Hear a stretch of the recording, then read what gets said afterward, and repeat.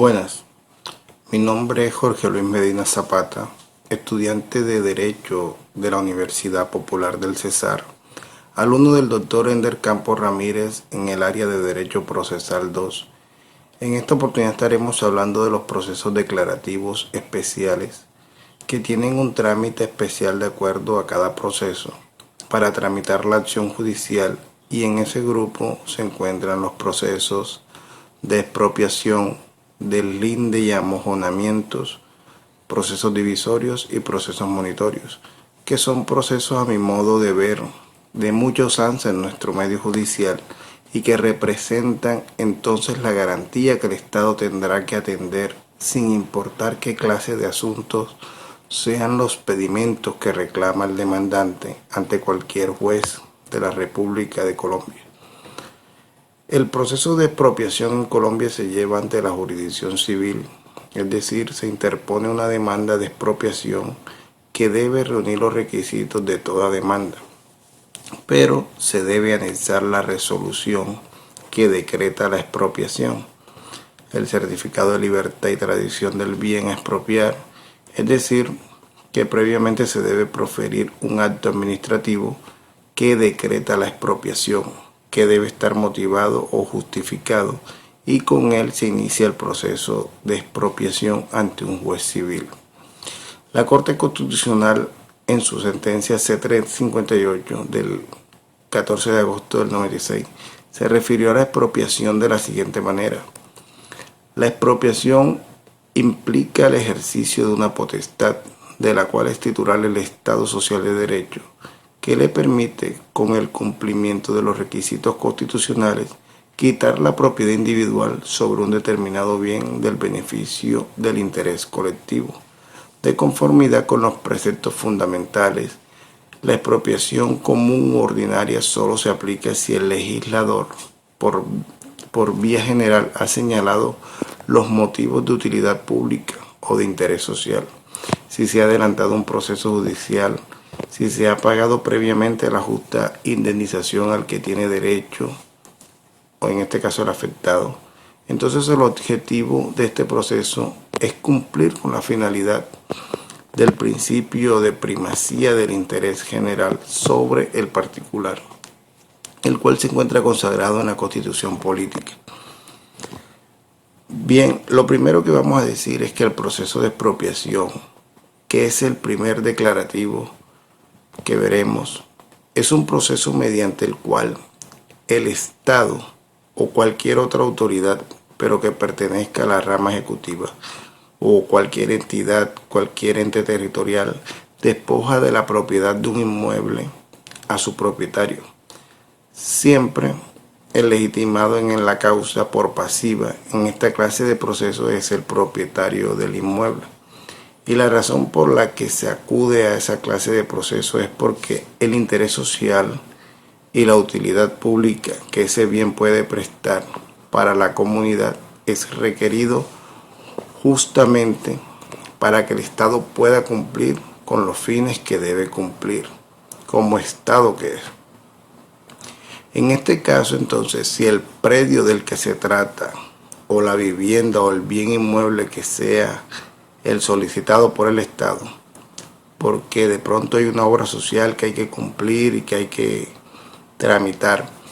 Un ejemplo podría ser cuando una obra que vaya a prestar un servicio, una utilidad para la comunidad, es necesario entonces que se adelante la expropiación. Pero fíjese que no es necesariamente un juez el que determina o inicia dando lugar a la expropiación, sino que es el Estado quien tiene la iniciativa a través de la rama ejecutiva, para que pueda entonces obtenerse que ese propietario salga de ese inmueble de la mejor manera. Fíjense que este proceso tiene como característica que es de los únicos en que intervienen las tres ramas del poder público: la legislativa, cuando es el legislador que ha diseñado unos casos muy puntuales para que pueda pretenderse despojar de la propiedad a un propietario de un inmueble. Los casos están previamente diseñados en la ley y solo bajo esas normas o preceptos es que es posible la expropiación administrativa o que tiene inicio con la rama ejecutiva.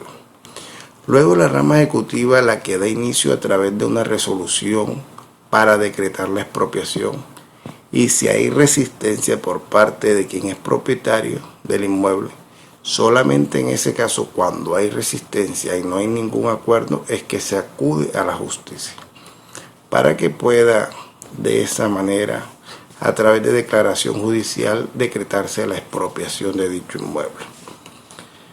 Tiene la particularidad este proceso, ya mencionamos, que el titular del derecho real de propiedad es quien estará legitimado en la causa por pasiva, pero en caso de que el proceso se encuentre siendo disputado judicialmente con otras personas, todas esas personas o partes que integran ese proceso en donde se disputa el derecho de ese bien, también tendrán que ser demandadas, porque obviamente tienen un interés legítimo en ese inmueble que está siendo expropiado o administrativamente expropiado. No importa si se trata de una persona que tenga la tenencia del bien y que pueda disputar ese derecho. Igual ocurriría con el poseedor. Y si el bien se encuentra sometido a un gravamen hipotecario o prendario con alguna entidad bancaria y allí parezca relacionado en el registro de tradición y libertad, contra esas personas también se va a presentar la demanda de expropiación, obviamente. Fíjense que en el campo de aplicación o dirección de esta acción judicial contra demandados es amplio dependiendo en qué estado judicial se encuentra el proceso. Si se encuentra en litigio, todas las partes que integran ese litigio de ese bien inmueble podrán ser demandadas. Y si además de eso ha sido objeto de un gravamen hipotecario o prendario, también ese acreedor hipotecario va a intervenir. Por ejemplo, si es un banco, quienes generalmente son acreedores hipotecarios, también será demandado, porque todos ostentan un interés relacionado total o parcial respecto de su inmueble y por tanto merecen ocupar el sitio del demandado.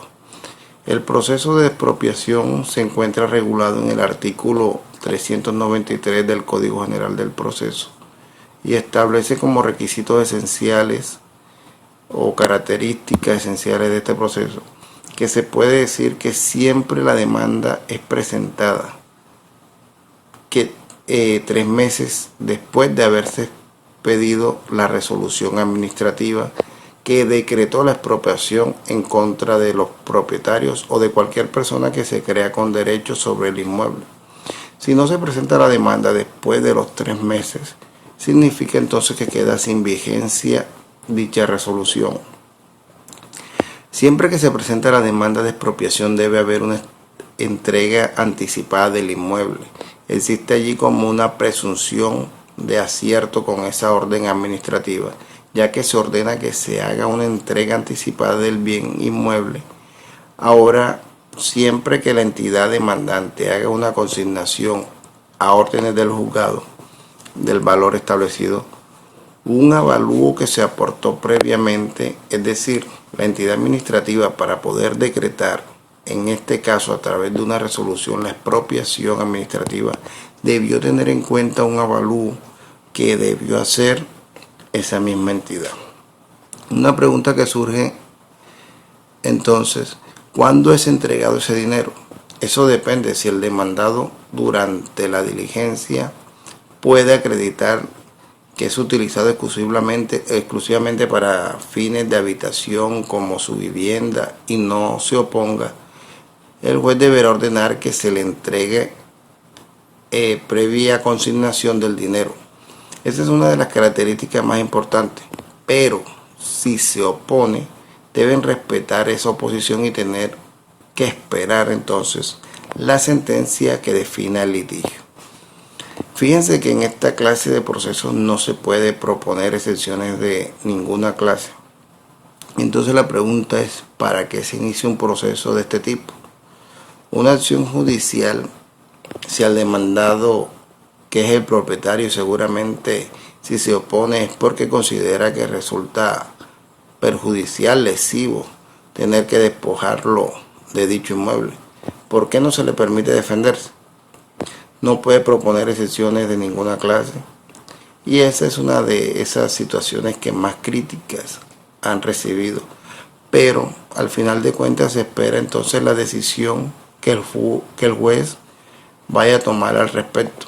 Pero lo cierto es que el demandado no puede proponer ningún tipo de excepciones, ni previa ni de fondo. Como ya existe un avalúo, si el demandado no está de acuerdo con ese avalúo, entonces a él le corresponde, como carga procesal, aportar un dictamen pericial elaborado por el Instituto Geográfico de Agustín Codazzi o una lonja particular de propiedad raíz. Un segundo proceso que allí aparece descrito es el relacionado con la posibilidad de demandar judicialmente deslindes y amojonamientos de algunos predios. En este sentido tenemos que ese proceso o acción judicial constituye entonces ya herramientas. ¿Y cuál es la finalidad de esa herramienta jurídica? Fijar, determinar linderos de un bien, y esto da como consecuencia o implica entonces que debe haber una aceptación de las partes sobre la titularidad. O sea, no se está discutiendo quién es el titular de un predio o de otro, sino de fijar los linderos de un bien o de otro bien, o de dos bienes que sean finalmente colindantes. Esa es una de las particularidades. No se va a discutir en este caso discusión alguna sobre la titularidad de los predios, y esto ocurre porque las partes pueden tener los títulos o escrituras, certificado de tradición y libertad, pueden exhibir los títulos para probar la propiedad, en fin. Pero lo que no existe entonces en esos casos es la certeza sobre los límites de ese predio. Ha habido unas situaciones que por obras de la naturaleza o por obra humana han sido modificados por la lluvia, por la erosión. Esas circunstancias hacen que los mojones, que no son más que los montículos que se hacen dentro de los predios para determinar hasta dónde se extiende con relación a otro, terminen siendo modificados o removidos. En esta clase de procesos, los legitimados en esa causa por pasiva son todos los titulares de derechos reales principales sobre los inmuebles que sean objeto del deslinde. Eso sí, que deben aparecer inscritos en los certificados de instrumentos públicos, registro inmobiliario que reposa en la Oficina de Instrumentos Públicos respecto de cada inmueble. Esa demanda tiene que tener algo que no puede faltar, especialmente en estos, y se trata de que es un proceso declarativo especial, y que podemos notar allí que principalmente en la norma jurídica que la acompaña y que lo fundamenta en la demanda, debe presentarse los linderos de los predios y las zonas limítrofes, que son materia de conflicto. Es decir, que yo digo que los linderos son al norte con la carrera principal, al sur con el predio de fulano, y también la otra parte también tendrá que explicar cuáles son sus medidas, ya que se va a hacer un cotejo posterior con ayuda pericial para determinar entonces quién realmente está ocupando o se ha deslindado del predio que legalmente le corresponde. Pruebas que siempre deben acompañar esa demanda de deslinde y amojonamiento son el folio de matrícula inmobiliaria. Siempre tiene que acompañarse. Es más, siempre que se disputan derechos relacionados con bienes inmuebles, esa prueba documental es indispensable. Claro, esa prueba de matrícula inmobiliaria debe tener una vigencia, por lo menos en vigencia, no un historial que al menos abarque los últimos 10 años por lo menos. Debe aportarse también la prueba que acredite al menos la posesión. Si es propietario, obviamente valdrá que acredite que es propietario. Pero si yo soy un poseedor, debo aportar por lo menos esa prueba, que se es poseedor. Si se es propietario, pues mucho mejor. La prueba pericial además es muy importante que se aporte por la parte demandante. Inicialmente también podrá hacerlo el demandado, pero a él, a través de un estudio pericial, va a demostrar, de acuerdo a ese dictamen pericial, por dónde atraviesa la línea que divide los dos predios. Esta acción judicial sobre deslinde y amojonamiento se encuentra prevista en el artículo 400 del Código General del Proceso y tiene unas características que hemos mencionado. También los medios de defensa, vale la pena aclarar que puede ejercer el demandante a través de excepciones previas y de fondo. Son situaciones que pueden alegarse a través del recurso de reposición contra el auto omisorio de la demanda. Aquí en esta parte es similar al trámite que se advierte para el trámite verbal sumario. ¿Y cuál es? Que las excepciones previas, la cosa juzgada solo puede alegarse a través del recurso de reposición contra el auto admisorio de la demanda. Es una circunstancia muy importante y permite entonces inferir que se trata de un trámite muy similar al que se reserva para el trámite de los procesos verbales sumarios. Si alguien tiene como alegar la prescripción adquisitiva de dominio, pues simplemente el legislador ha sido enfático que esta no se puede alegar como excepción. Aquí el competente es el juez civil municipal o el del circuito, de acuerdo al valor del derecho del demandante en el respectivo inmueble del lugar donde se encuentra ubicado. Como tercer proceso para estudiar tenemos el divisorio. Es uno de los procesos declarativos especiales y este aparece descrito en el artículo 406 al 418 del Código General del Proceso. ¿Qué tiene el proceso divisorio? ¿En qué se inspira un proceso divisorio? Un proceso divisorio se inspira en que existe una máxima jurídica que tiene que ver con que nadie está obligado a vivir en indivisión y por tanto todos tenemos el derecho de accionar para obtener entonces la división material de un inmueble o de un mueble, siempre que sea posible hacer esa partición o esa división material.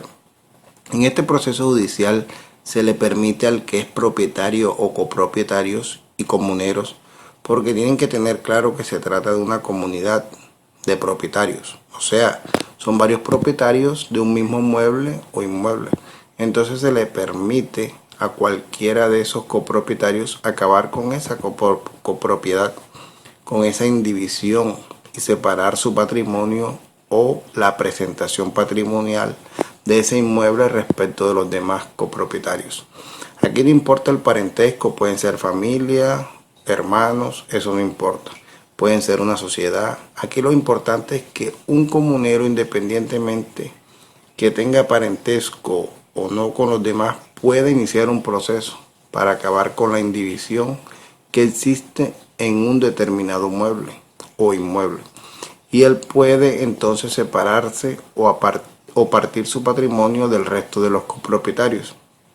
Es un proceso que se lleva a cabo independientemente de los comuneros que existan. Pueden ser 40, pueden ser 20, pueden ser 9, eso no importa.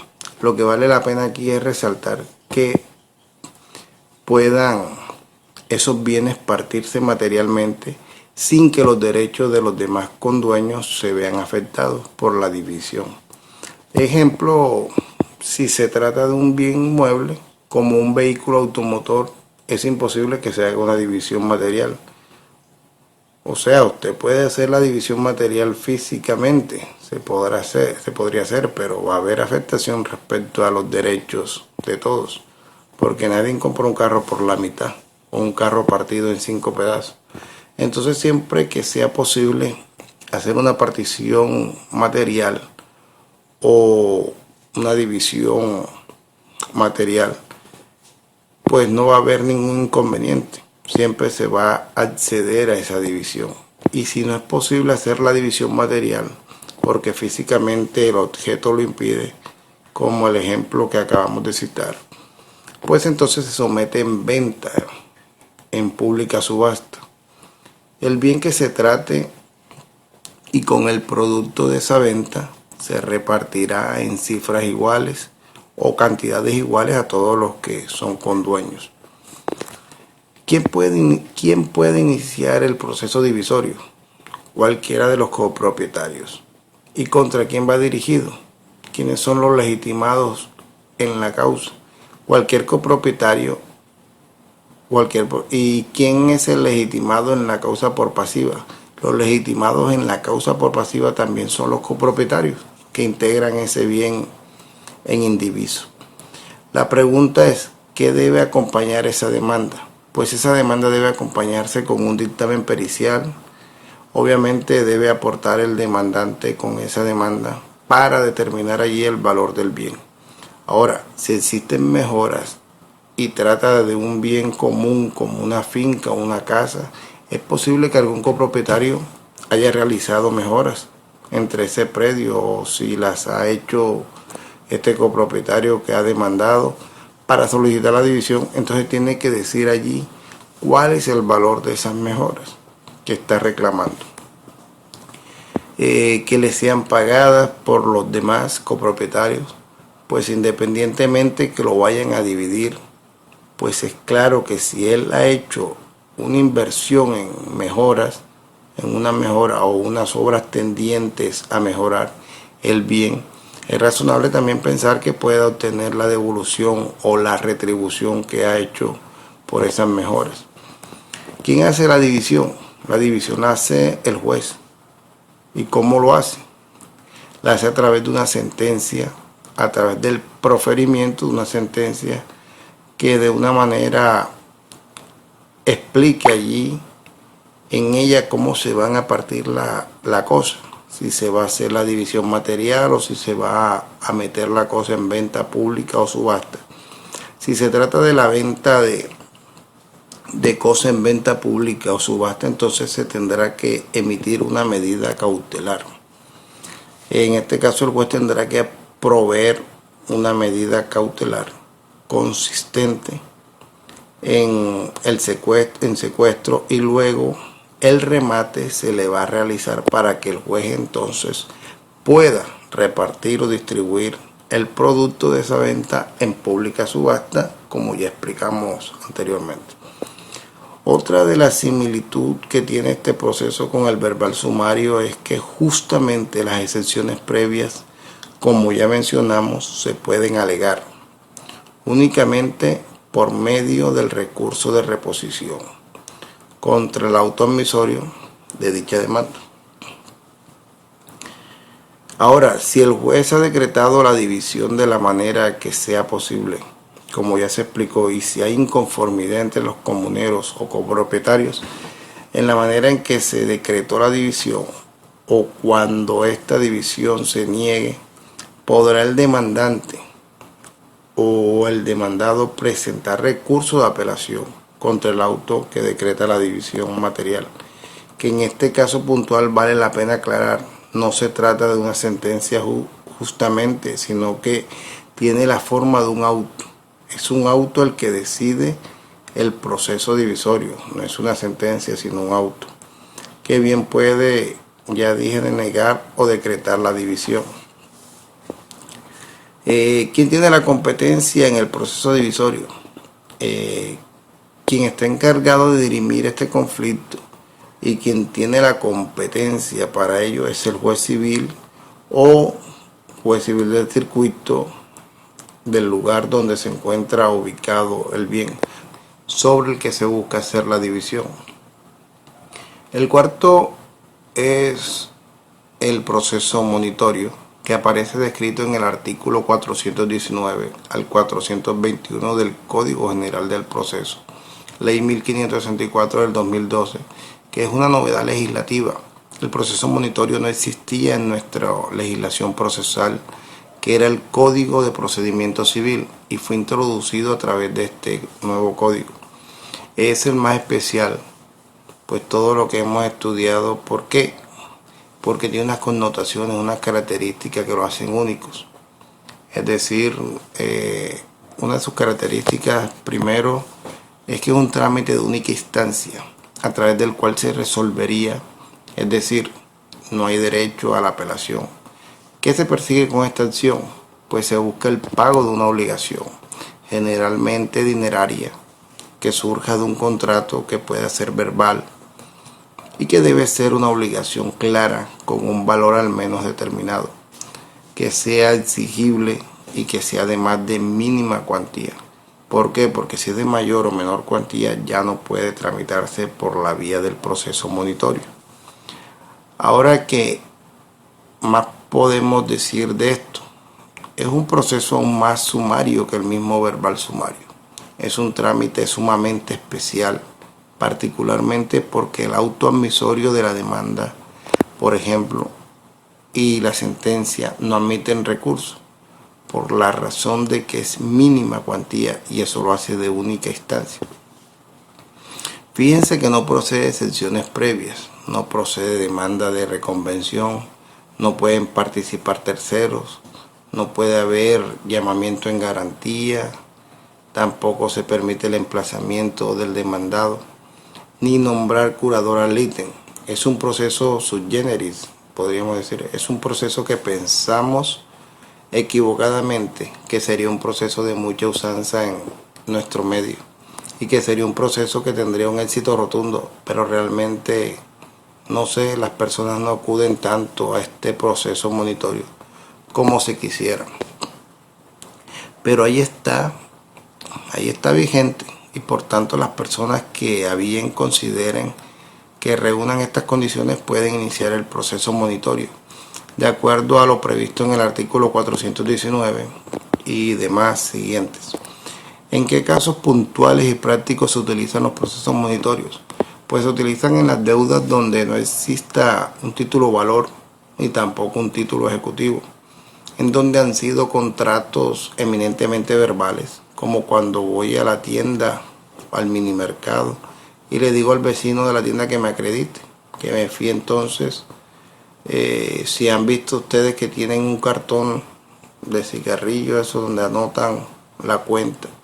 En fin, obviamente eso no presta mérito ejecutivo, no tiene ni siquiera una fecha, no tiene la firma del deudor, pero esas obligaciones hay una prueba incompleta, pues justamente se va a llevar ante un estrado judicial para probar que se trata de una obligación debidamente por la parte que resulte demandada. En ese orden de ideas, pues se pensaba que se tendría éxito con este trámite, que finalmente no tuvo, y ya sabes que se trata de un proceso que no existe título ejecutivo. Se ha acordado el pago de una obligación, pero de manera verbal, un pacto, un contrato verbal cuya cuantía no puede exceder de la mínima, pero debe de haber un valor determinado a cobrar.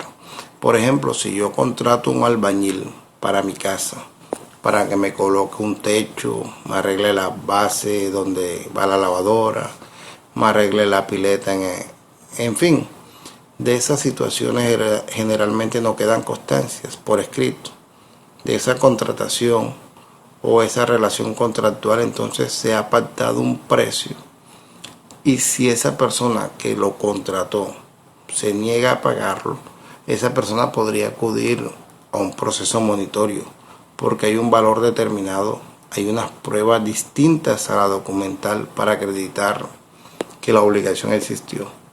Definitivamente el contrato allí fue verbal y sin embargo se estableció un monto determinado que es exigible porque ya terminó la obra y no hubo pago.